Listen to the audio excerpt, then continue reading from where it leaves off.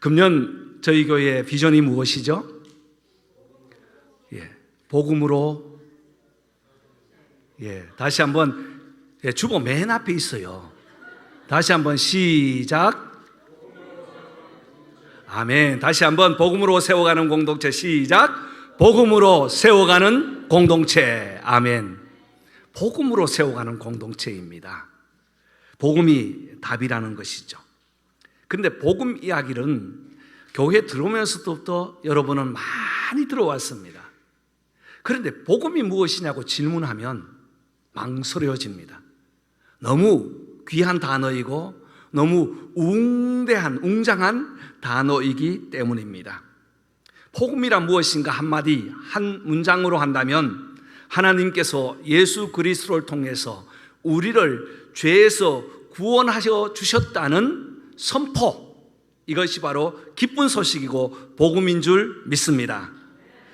복음이란 이 단어를 구약 성경에서 찾아보니까 한 번도 없었다고 했습니다. 제가 첫날 말씀을 드렸어요.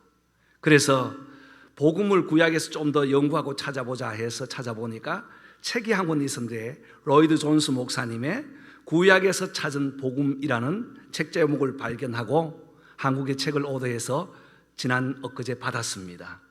그래서 쭉 읽어보았습니다. 지금 읽고 있는 중인데요. 구약에서는 이 복음을 무엇이라고 말씀하시는가 보니까 여러 가지 하나님의 마음을 끄집어내어서 로이드 존스 목사님 잘 정리를 해놓았어요. 복음은 우리의 죄를 내가 깨닫게 하는 것이다. 죄를 깨닫는 그 자체가 복음이라는 거예요. 하나님의 용서와 하나님의 화해를 요구할 때에 그것을 받아들이는 것, 또 하나님의 약속의 말씀이 복음이라고 했습니다. 하나님 앞에 순종하는 복음의 예를 들면서 아브라함이 순종한 것 그 자체가 복음이었다는 겁니다. 하나님께서는 약속을 잊지 않으시고 계속적으로 계약하시는 언약이 복음이라고 했고요. 하나님께서 우리를 사랑하여 주셔서 구원해 주시기로 마음에 작정하시고 간절한 마음으로 애타게 찾으시는 그 구원이 복음이라고 했습니다.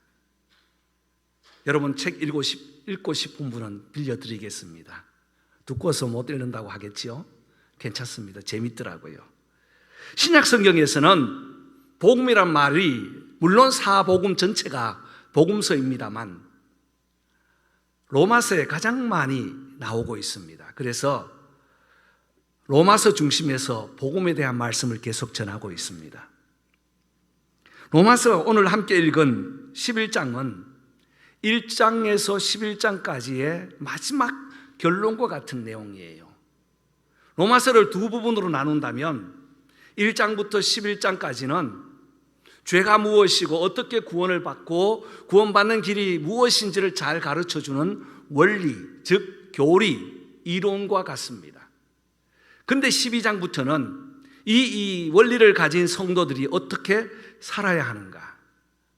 그래서 로마서 12장 1절에서 3절까지 보면 예배자의 삶을 살라고 하죠. 14장에는 형제자매를 돌아보면서 약한 자, 강한 자를 돌아보면서 비판하지 말고 공동의 삶을 요구하면서 15장, 16장에는 서로 섬기는 삶을 강조하고 있습니다. 오늘 우리는 11장 28절부터 30절을 읽었는데요. 이 말씀은 이론과 실천의 브릿지 역할과 같은 역할입니다. 그래서 저는 이 말씀을 묵상하고 또 묵상하다가 복음이 무엇인가? 지난주 주보에는 제목을 복음은 사랑이라고 주보가 나갔는데요. 오늘 말씀을 묵상하다 보니까 사랑 하나로 묶을 수가 없어서 28장에는 사랑이고 29장에는 후회함 없는 하나님의 계획이고 30절에서는 하나님의 긍휼하심을 입었다는 내용을 다 묶어보니까 복음은 하나님의 은혜라. 다른 표현이 없더라고요. 고심고심 고민하다가 복음은 하나님의 은혜라. 다 같이 시작. 복음은 하나님의 은혜라. 이 말씀을 오늘 함께 나누기를 원합니다. 먼저 28절 보시면 복음으로 하면 그들이 너희로 말미암아 원수된 자요 라고 시작합니다. 여기에 인칭대명사가 나오는데 그들과 너희가 나오는데 그들과 너희가 누군지를 알아야 이 문맥을 찾아갈 수 있거든요. 여기에 그들은 복음을 받아들이지 않는 이스라엘, 즉 혈통적인 유대인을 의미합니다. 그들은 복음을 깨닫지 못하고 하나님의 율법에 의존해서 죄를 지적하고 정죄는 하지만 살아갈 길을 찾지 못했어요. 그래서 예수를 믿으면 단번에 용서하신 그 은혜를 입게 되는데 매번 나올 때마다 짐승을 끌고 와서 죄를 구하는, 용서함을 구하는 유대인들, 이스라엘을 의미하고요. 너희는 누구인가? 지금 바울이 로마에 가본 적은 없지만 로마에 있는 성도들 이방인을 위해서 편지를 쓰기 때문에 바로 이방인이었지만 예수를 믿는 로마에 사는 이방인들, 더 나아가서는 저와 여러분 이방인이었지만 주님께로 돌아온 성도들을 의미합니다. 이런 관점에서 다시 보면 바울은 자기 민족 유대인이 복음을 거부해서 원수되었지만 그 유대인으로 하여금 이방인이 복음을 믿고 구원을 받은 것은 하나님의 은혜라는 고백을 합니다. 그래서 바울이 오늘 여기까지 내용을 쓰기까지는요, 앞절에 나오는 내용을 전체적으로 보아야 합니다. 17절 말씀부터 보면 비유를 하면서 올리브 나무 재배를 예를 들어서 설명을 해요. 감람나무라고 하죠. 어떤 농부가 자기의 농원에 거름을 잘 주고 이 감람나무, 올리브 나무를 무성하게 키웠습니다. 잘 키우고 뿌리가 잘 내렸어요. 그런데 저 들에 보니까 나무는 나무인데 밑으로 빠진 열매가 없는, 열매가 맺혀도 아주 작은 열매를 맺힌 그 들 감람나무가 있어서 그것을 잘라서 포도원에 있는 좋은 나무에 가서 접을 붙인 것과 같다고 했습니다. 여러분, 이 비유는요, 들이나 산에 있는 열매 없는 감람나무는 이방인을 의미하고 잘 키운 나무는 바로 이스라엘을 의미하는데, 비록 들판에 있는 들 감람나무라 할지라도 좋은 뿌리에 접붙임을 하고 나면 좋은 열매를 맺을 수 있다, 은혜가 있다는 것을 비유하고 있습니다. 여러분, 이것을 복음의 관점에서 보면 유대인들은 버림을 받은 것처럼 보였지만 그의 뿌리가 하나님의 약속으로부터, 저 조상으로부터 은혜를 입어서 하나님께서 그들을 사랑해 주셨다. 그런데 그들이 하나님을 떠났다는 말과 같아요.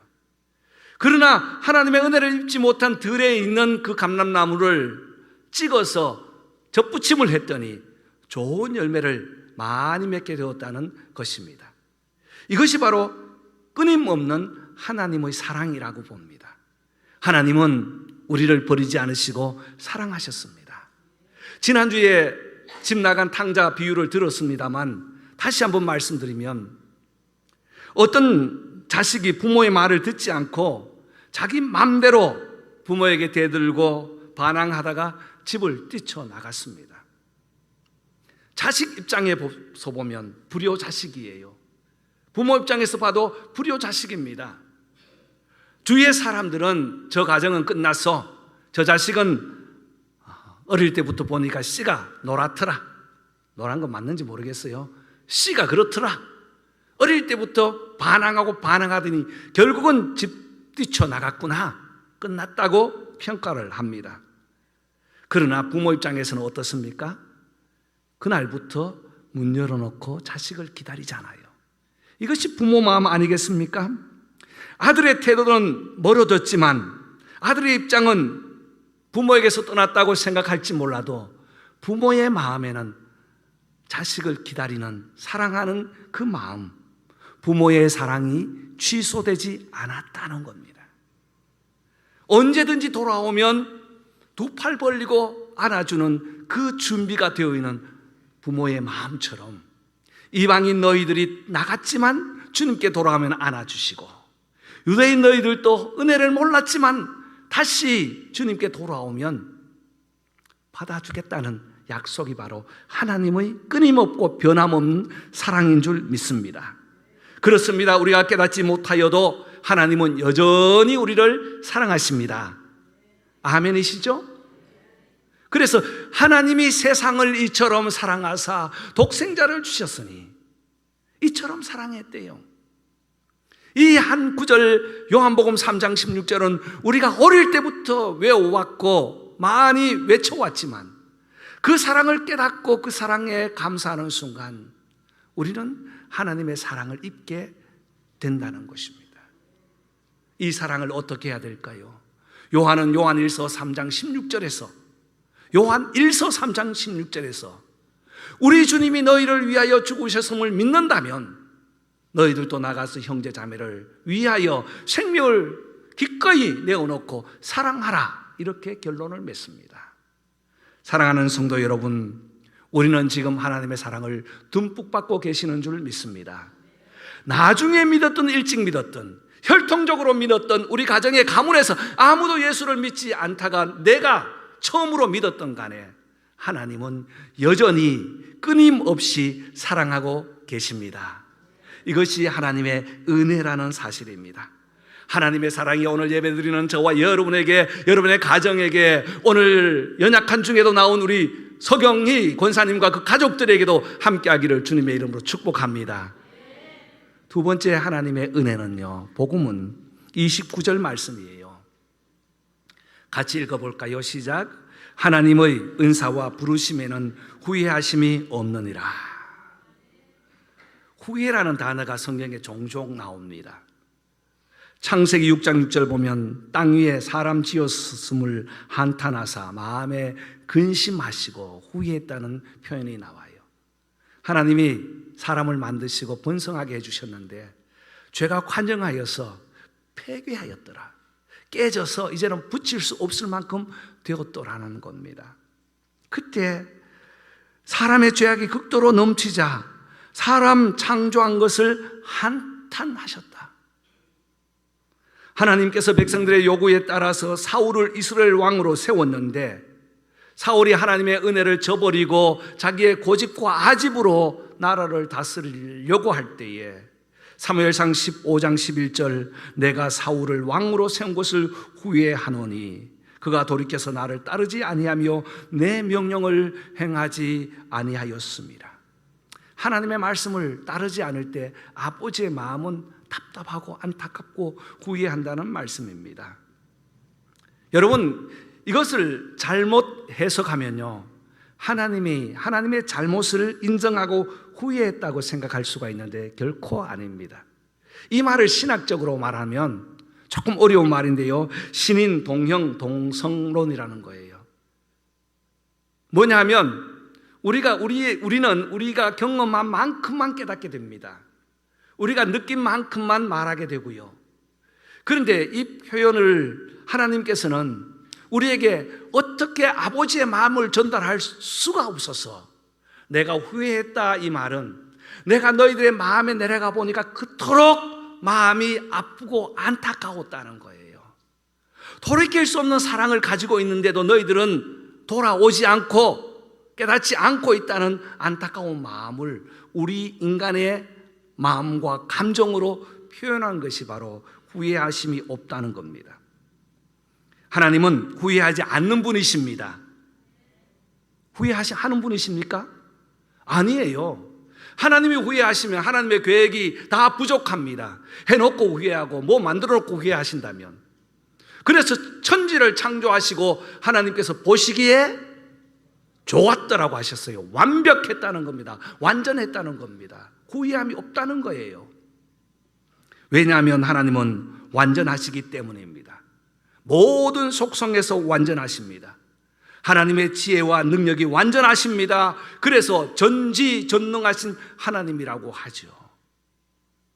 하나님은 완전하시기 때문에 모든 일 계획하실 때도 그 지혜와 기초에 의하면 완전하게 하나님은 다스려 가고 계십니다. 오늘 찬송한 것처럼 우리 눈에 안개와 같이 보이지 않는 것이 있다 할지라도 안개가 걷히고 하나님께서는 완전하신 하나님으로 우리에게 오신다는 겁니다. 우리의 한계에서 실패처럼 보이지만 하나님은 마침내 마지막에는 하나님의 뜻과 계획으로 인도하시는 하나님이시기 때문에 하나님의 택하심과 부르심에는 후회함이 없는 줄 믿습니다. 이 말씀을 조금 더 깊이 보겠습니다. 하나님의 은사라고 했습니다. 은사가 무엇입니까? 은사 추종자들은 은사에 나타나는 현상을 말할 거예요. 방언이니 은사니 병고침이니 그렇게 하는데요. 은사라는 것은 기프트라는 거예요. 기프트, 선물이라는 겁니다. 지난주에도 바울이 내가 너희들에게 좋은 것 주기를 원한다, 은사 주기를 원한다고 했잖아요. 이 선물이 무엇인가 하면 가장 귀하고 복된 선물은 하나님이 우리를 구원해 주셨다는 선물입니다. 하나님이 우리를 구원해 주시기 위하여 예수님을 이 땅에 선물로 보내주셨다는 겁니다. 이 은사는 우리가 사는 모든 삶에 있어서 하나님께서는 선물로 다 주셨어요. 조금 더 우리가 구체적으로 볼까요? 우리가 살아가면서 숨쉬는 이 호흡은 선물로 주신 거예요. 오늘 우리가 사람을 알아볼 수 있는 이 눈, 귀, 입, 모든 육체를 주신 것도 선물인 것입니다. 이것을 가지고 카리스라고 하죠. 은혜라는 것입니다. 부르심은 무엇입니까? 특별한 목적을 위해서 선택하시고 사용하신 콜링이에요. 선물이 얼마나 많은 선물을 받았는지 이 선물을 감사해서 하나님께 부르심을 받으면 그 부르심에 의해서 사용하라고 우리를 불러주신 것입니다. 저는 후회하심이라는 이 단어를 보면서 얼마나 멋진 단어인지 몰랐어요. 후회하심이라는 것은 우리가 어떤 일을 해놓고 잘못했다 이렇게 생각하는데요. 영어 NIV 성경에도 보니까 이것은 한 번 결정하면 돌이킬 수 없고 돌이키지 않는다는 확고한 약속이 바로 후회함이 없다는 말입니다. 사람은 마음이 바뀌어 약속을 취소하기도 하지만 하나님이 부르심과 하나님이 주신 그 선물에는 변개함 없고 약속을 어기지 않으시고 반드시 이루어 주시는 줄 믿습니다. 이것이 하나님의 얼마나 큰 은혜고 축복이고 약속인지요. 여러분, 오늘 하나님이 우리를 불러주심에 후회함이 없으십니다. 변치 않으세요. 우리에게 사명을 주신 것 하나님은 변치 않으세요. 이 사명으로 승리하시기를 주님의 이름으로 축복합니다. 세 번째 하나님의 은혜는 30절입니다. 너희가 전에는 하나님께 순종하지 아니하더니 이스라엘이 순종하지 아니하므로 이제는 긍휼을 입었느니라. 여러분, 이 30절 말씀을 저는 하나님을 의인화해서 한번 생각해 보았습니다. 하나님이 만약 두 손이 있다면 손에 무엇을 잡고 계실까? 한 손에는 구약의 율법, 진리의 말씀을 잡고 계실 거예요. 또 한 손에는 이 진리를 진리로만 평가하면 모든 죄인들을 정죄해버리기 때문에 한쪽에는 복음과 사랑, 이 사랑을 잡고 계시는 거예요. 그래서 두 손을 함께 모아서 맞닿는 지점, 진리와 사랑이 맞닿는 지점, 진리와 사랑이 만나서 박수해서 소리가 쫙 날 때 이 지점을 가지고 저는 긍휼이라고 표현하고 싶습니다. 긍휼이란 말은 영어로는 mercy라고 되어 있죠. 히브리 말에는요 레헴이라고 되어 있어요. 이 말은 어머니의 자궁, 모태, 태중이라는 말입니다. 그렇습니다. 하나님의 그 사랑, 그 긍휼은 어머니께서 태아를 보호하고 보관해 있다가 낳아서 그 아이를 볼 때에 그 사랑 때문에 포기할 수 없는, 결코 포기할 수 없는 그 어머니의 사랑, 그것이 무엇이라고요? 긍휼이라는 거예요. 긍휼하면 우리는 어떤 좀 자비를 베풀고 도와주고 측은히 여기는 그 정도의 단어가 아니더라고요. 신약 말로는 엘레오스라는 이 말은요 법적인 용어였습니다. 유죄였어요. 너희가 죄인이었다는 거예요. 그런데 어느 날 우리를 이제는 죄 없다고 풀어준 거예요. 유죄로 선포해 줘버린 겁니다. 누구를 통해서? 예수 그리스도. 할렐루야. 예수 그리스도를 통해서 우리가 전에는 죄인이었지만 예수를 믿는 그 순간 우리는 죄인이 아니라 의인이 자리에 앉게 되었다. 죄에서 의로 옮겨지게 되었다. 이것이 무엇이라고요? 긍휼이라는 겁니다. 여러분, 하나님의 긍휼을 한번 생각해 보십시오. 묵상해 보십시오. 이 긍휼이 그냥 측은히 여기는 정도가 아니라 우리를 사랑해 주셔서 죄에서 의로, 유죄에서 무죄로, 어머니의 사랑으로, 변함없는 끝없는 사랑으로 우리를 사랑하시고 보호하시고 인도하시는 그것이 그 긍휼, 얼마나 놀라운 큰 은혜입니까? 그래서 예수님은 마태복음 5장 7절에 긍휼히 여기는 자는 복이 있나니 그들이 긍휼히 여김을 받을 것이요. 여러분, 마태복음 5장 7절 말씀을 우리가 팔복으로 묵상합니다. 다섯 번째 복인데요, 긍휼히 여김을 입은 자. 오늘 이번 한 주간 이 은혜를 묵상했으면 좋겠어요. 하나님이 나를 이처럼 사랑해 주셨고 죄인이었던 나를 죄에서 구원해 주신 그 은혜, 그 긍휼을 내가 입었는데, 램을 믿고 엘레오스를 내가 받았는데 이 긍휼을 내 마음에 품고 긍휼을 흘려보내는 그런 삶을 살기를 원치 않으십니까? 살기를 원합니다. 아멘. 그래서 교회는 이 긍휼이 차고 넘쳐야 돼요. 긍휼을 빼버리면 다 정죄합니다. 저 사람이 뭐, 저 사람이 어때. 그런데 긍휼을 입은 것을 생각하면요, 내가 긍휼을 입었기 때문에 이 긍휼의 눈으로 다른 사람을 볼 때는 은혜가 차고 넘치게 되는 거예요. 그래서 오늘 우리가 읽지는 않았지만 30절 이후에 보면, 30절에 다시 한번 봅시다. 다시 한번 읽어보겠습니다. 시작. 너희가 전에는 하나님께 순종하지 아니하더니, 아멘. 이방인처럼 과거 우상 숭배와 불순종했던 우리가, 계속해서 이스라엘이 순종치 아니함으로 이제는 긍휼을 입었느니라. 우리의 모습과 같아요. 31절 보니까 이는 너희에게 베푸시는 긍휼로 이제 그들도 긍휼을 얻게 하려 하심이라. 32절 하나님은 모든 사람에게 긍휼을 베풀게 하심이라. 여러분, 큰 복음, 기쁜 소식은 바로 하나님의 긍휼을 입은 자입니다.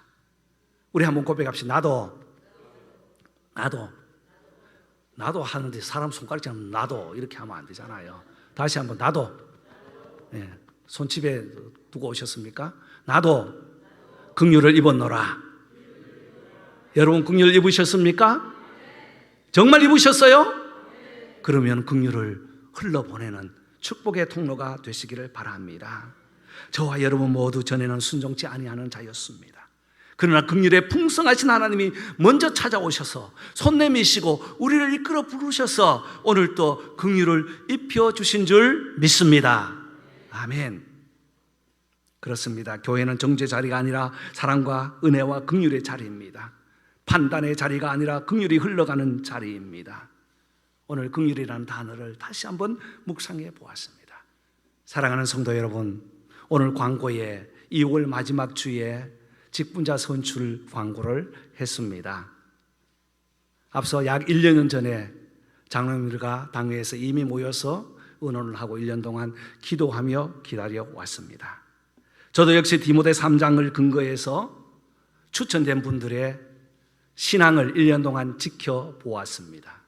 제가 한번 설교할 때 카르스라는 단어를 머리 글자로 본다고 했죠.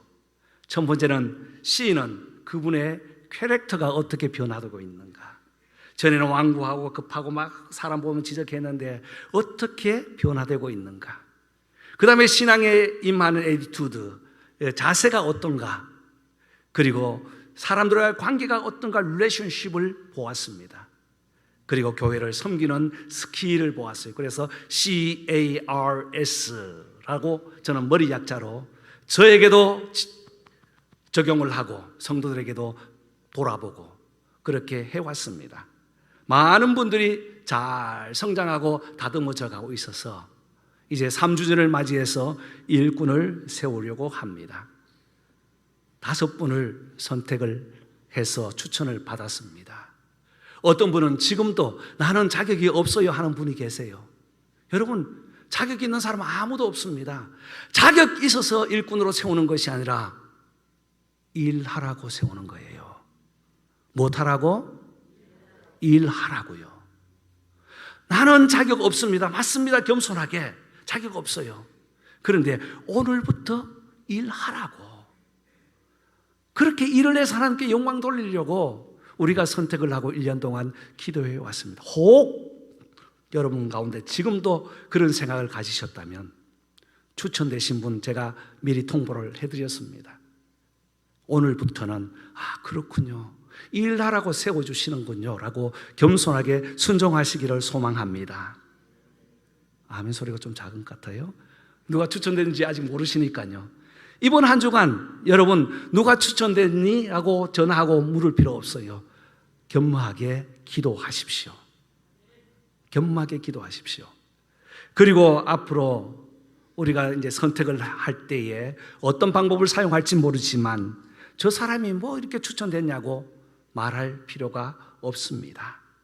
왜냐하면 교회의 선거는, 투표는 인기나 심판이 아니기 때문이에요. 우리 모두가 함께 추천하신 분들도 기도하는 마음으로 추천했고 1년 동안 기다렸고 이제 한 3년이 되어서 교회 일꾼을 세워가는 것은 하나님께는 영광이 되고 교회는 건강하게 세워가는 징조이기 때문입니다. 교회의 덕을 위해서 세울 때에 우리 모두가 만장일치로 아멘 했으면 좋겠어요. 아멘. 그래서 일할 수 있도록 기회를 드리고요. 그렇게 조용하게 한 주간 동안 묵상하시고 다음 주에 명단을 발표하고 마지막 주에 투표를 하겠습니다. 여러분, 이것이 바로 긍휼의 마음이 아닐까요? 말씀을 정리하십시다. 복음은 하나님의 은혜입니다. 첫 번째는 하나님의 끊임없는 사랑하심과 두 번째는 후회하심 없는 성령의 부르심과 변함 없으신 예수 그리스도의 긍휼하심이 우리의 마음에 자리 잡을 때 한 주간도 하나님의 은혜로 복음으로 승리하시기를 주님의 이름으로 축복합니다.